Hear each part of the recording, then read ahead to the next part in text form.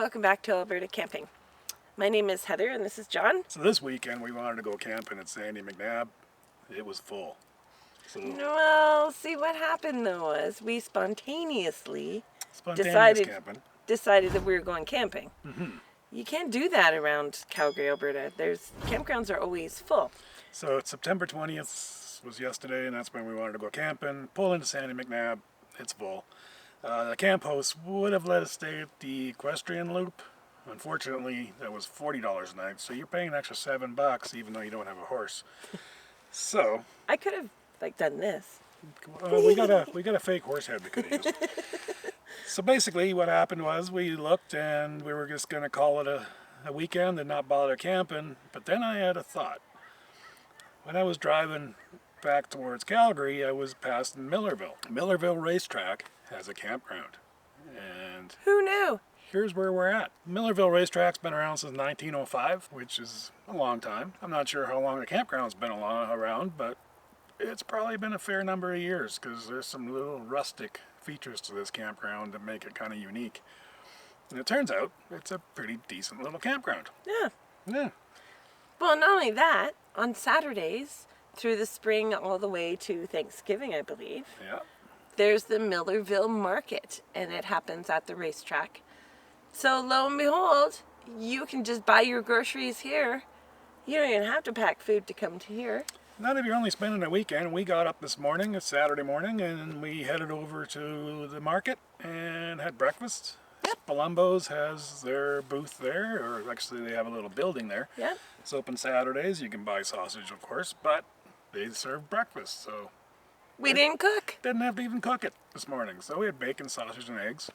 And then we Worked were out at right. the market and bought all our fresh veggies for tonight's meal. And what are we having for dinner? We're having some ribeye bison.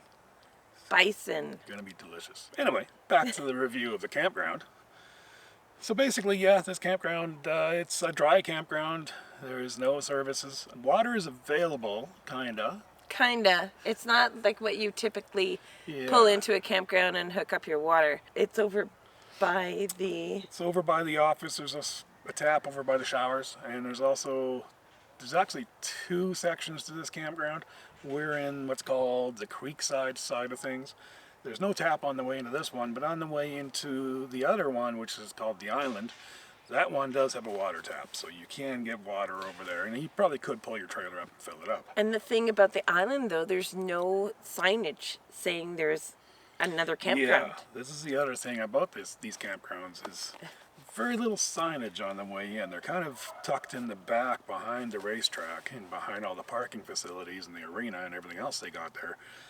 But you'll find some gates, and the side we're in, the Creekside, actually does have campsite signs showing where to go, but the island one's a little tougher to find, but it's basically on the other side of the parking.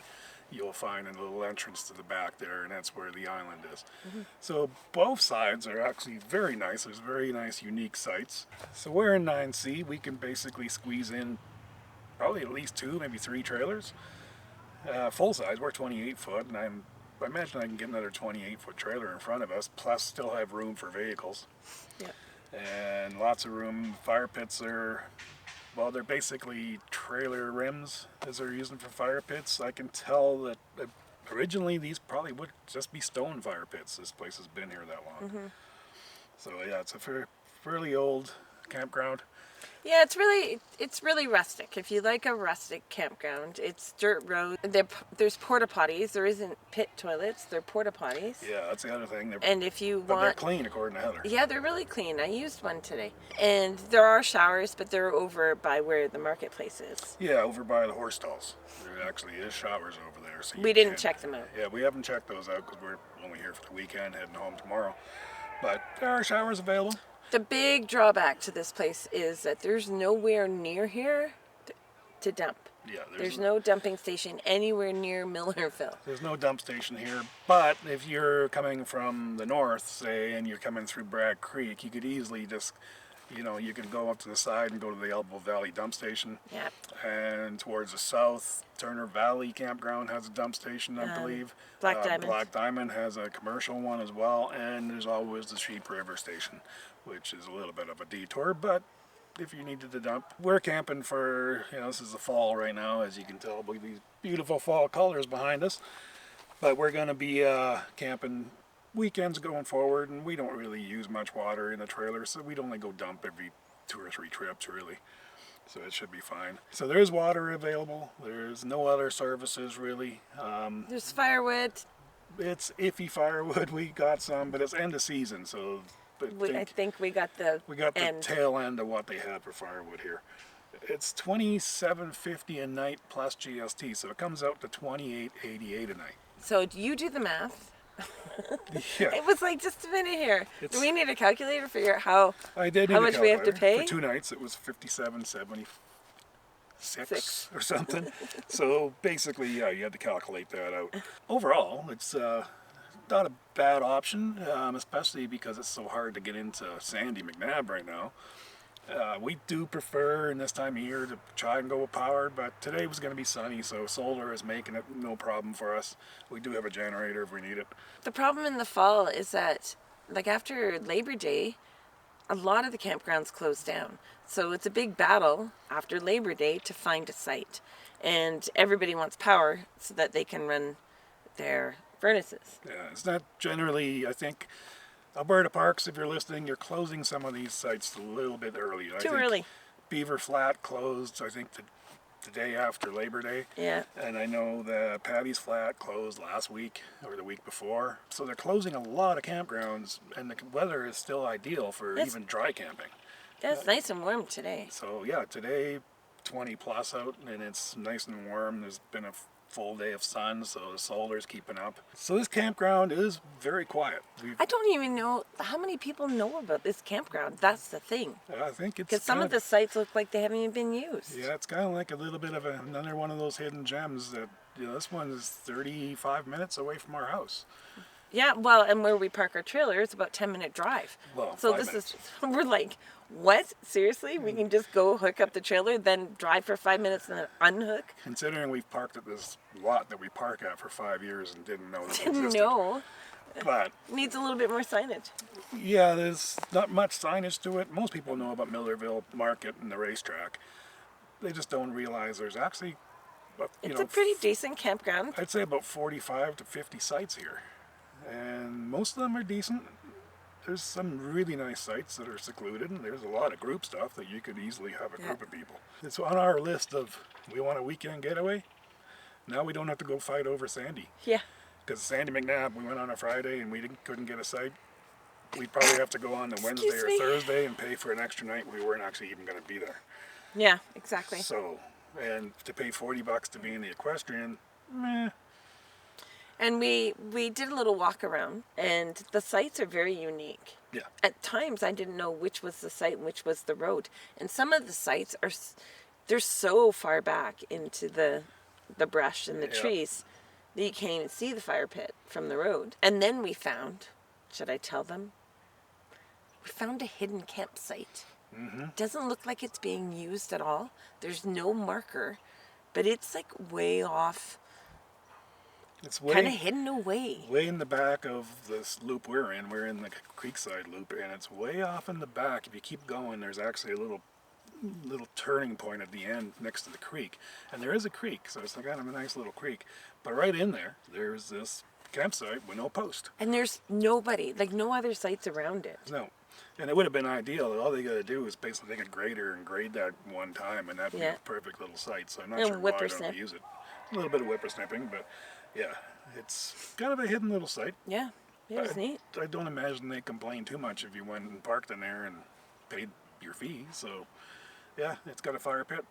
Picnic table was still there. Everything was waiting for somebody to camp at it. Yep. And right close to the creek. I get a feeling it might have flooded at one point because of the creek rising, but it's still usable right now. Yep. And I don't think there's been much flooding because behind this is actually not a creek. It's kind of an overflow area, I think, for the creek. And it's overgrown with brush and grass right now, so it hasn't flooded too much. Probably in the spring. So this is open May to the end of October. Yeah, they stay open, and it's dry to the end of October. Yeah, so I don't know, imagine we're supposed to get snow next weekend, so we won't be camping. But, yeah, I don't imagine nobody will be camping out here next weekend. No. But if the weather holds up, you get some nice weekends. This is an ideal little getaway. Well, and that's just it. There's been lots of times where we were like, oh my goodness, like it's the end of October, it's the beginning of November, Yep. and the temperature is really nice for camping. I wish there was a lot of places that were open. We had some choice as to where we could go. Yeah, I think that's another issue with Alberta parks is really after Thanksgiving, the only thing left open around here is McLean McLean Creek. Creek. And they don't really have anything else going on. It's all just McLean Creek. You've got a few, like I know that Chain Lakes is open year round. I think Wyndham Carsland's open year round, but it's dry. So, yeah, you'd be running your generator full time if you're camping there. Well, and if you had to run your generator here, there's nobody around you. The sites are a long way. Yeah. They're far apart from each other. These are far enough apart, and you can pick a spot in this area that they wouldn't bother your neighbor, especially unless you got one of those industrial generators. I can't even, like standing here right now, can't even see any neighbors. No, enough brush around us, and there's nobody across from us, and yeah, there's lots of room. Well, there isn't very many people here. I don't think people know about this place. That's the thing. I think it's probably known by the locals, but yeah, I don't think too many people in Calgary know about this. No. Because otherwise, with And Sandy here we being are telling full, you all. I guess. But with Sandy being full, I think, I was in there yesterday and I saw a lot of people leaving there who, couldn't Disappointed. get a site. Disappointed they couldn't find a site. And their only other choice around here really is Black Diamond. Turner Valley has campsites, but those are municipal. You're in town, and they're just basically, you're parked in a field. This is basically just like camping out at one of the Kananaskis sites. You're not quite in Kananaskis, but it's within a 20-minute drive to get into it. Yeah, so if you want to go hiking or go in, to the foothills, it's not very far to go from this campground. Yeah. So yeah, I would definitely recommend this. Don't come here. Yeah, don't come here. Yeah. But I would give it, about a 9? Give it about And a the 9. reason being is because there's no dump station anywhere nearby. Heather can't blow dry her hair. Yeah, but I'm getting over that. So Well, maybe in the shower house she could. it is rustic, and it's dry, and there's no dump station. And the rustic adds to it, not I- takes away from it. See, I really like the rustic, Yeah. so it depends what type of camper you are. If you're looking for pristine, Well-groomed, well-groomed, Emerson Bridge. yeah, or playgrounds, Yeah. heated buildings for bathrooms. There is no playground here, that's one thing. Unless No. the kids want to go play in the horse racing track, maybe. Or the creek. Or the creek. There's a creek, and it isn't a deep And creek. it's really so shallow, so, on a hot day, that would be a nice place the for the creek kids. could be a good place to hang out for the kids. But there's no playground here in the park, and it doesn't really need one. There's a lot of places to explore. And, if you're going out to Kananaskis with the trails and stuff, it's an ideal situation. So with all these dry campgrounds already being closed for Alberta parks, this is kind of a nice find. Yeah. Because now, if you just need a weekend away, this is ideal for it. And here I was thinking, so disappointed that we weren't going camping. I fixed it. I needed a fire, and John phones and says, I found you a campground. I found a campground for her. Yep. So there you have it. And I got my fire. And Heather got her fire, and we got to go to the market, Yeah. and we got another night here to enjoy the fire. Yep. Yep. It's Millarville Racetrack and Agricultural Society, I believe, is the full title of this place. So if you go onto their website, you can see everything about the racetrack, about the market, about all their events. And there is a link for the campground. And the market itself is worth coming down to, even if you're just coming for that. It's Yeah. open every Saturday during the summer, and it is actually Southern Alberta's largest outdoor market.